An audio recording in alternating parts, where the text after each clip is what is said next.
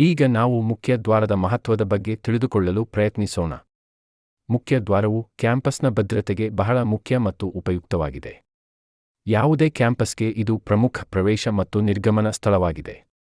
ಇದರೊಂದಿಗೆ ಇದು ಮೊದಲ ಪ್ರಭಾವವನ್ನು ಸಹ ಮಾಡುತ್ತದೆ.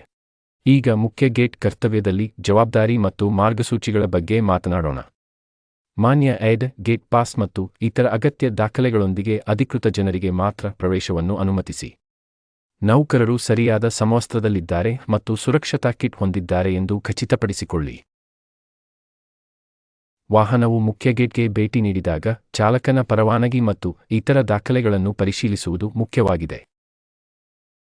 ಪೋಸ್ಟ್ನ ಸ್ಥಾಯಿ ಕ್ರಮದ ಪ್ರಕಾರ ಇದನ್ನು ಮಾಡಿ.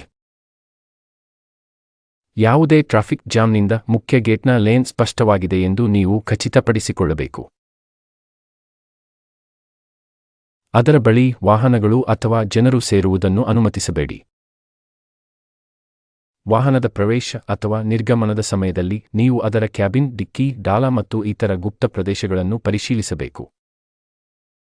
ಯಾವುದೇ ವ್ಯಕ್ತಿ, ವಸ್ತು ಅಥವಾ ವಾಹನವು ಗೇಟ್ ಅನ್ನು ಪ್ರವೇಶಿಸಿದಾಗ ಅಥವಾ ನಿರ್ಗಮಿಸಿದಾಗ ಗೇಟ್ ಪಾಸ್ ಅಥವಾ ಚಲನನ್ನು ಕೇಳಿ ಮತ್ತು ಅದನ್ನು ಪರಿಶೀಲಿಸಿ.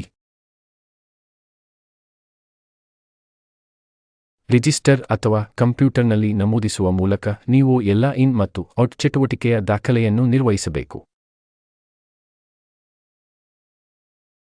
ಮುಖ್ಯ ದ್ವಾರವನ್ನು ಪ್ರವೇಶಿಸುವಾಗ ನಿರ್ಗಮಿಸುವಾಗ ಎಲ್ಲಾ ಸಿಬ್ಬಂದಿಯನ್ನು ಹುಡುಕಬೇಕು ಮತ್ತು ಪರೀಕ್ಷಿಸಬೇಕು.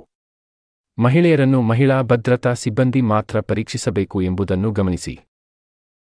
ಸ್ಥಾಯಿ ಆದೇಶದಂತೆ ಎಲ್ಲಾ ಸಂದರ್ಶಕರು, ಸಾಮಗ್ರಿಗಳು, ಕೆಲಸಗಾರರು, ಮಾರಾಟಗಾರರು ಮತ್ತು ವಾಹನಗಳನ್ನು ಪರಿಶೀಲಿಸಿ ಮತ್ತು ಪರಿಶೀಲಿಸಿದ ನಂತರ ಮಾತ್ರ ಪ್ರವೇಶಿಸಲು ಮತ್ತು ನಿರ್ಗಮಿಸಲು ಅವರಿಗೆ ಅನುಮತಿಸಿ.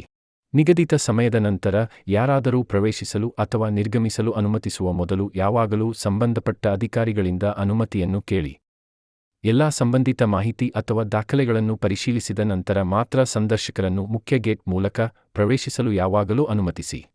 ಕೆಲವು ತುರ್ತು ಕೆಲಸದ ಕಾರಣದಿಂದ ನಿಮ್ಮ ಪೋಸ್ಟ್ ಅನ್ನು ನೀವು ತೊರೆಯಬೇಕಾದರೆ, ನೀವು ಹಿಂತಿರುಗುವ ತನಕ ನಿಮ್ಮ ಪೋಸ್ಟ್ ಅನ್ನು ನಿಭಾಯಿಸಬಲ್ಲ ರಿಲೀವರ್ ಅನ್ನು ನೀವು ಹೊಂದಿರುವಿರಾ ಎಂಬುದನ್ನು ಖಚಿತಪಡಿಸಿಕೊಳ್ಳಿ.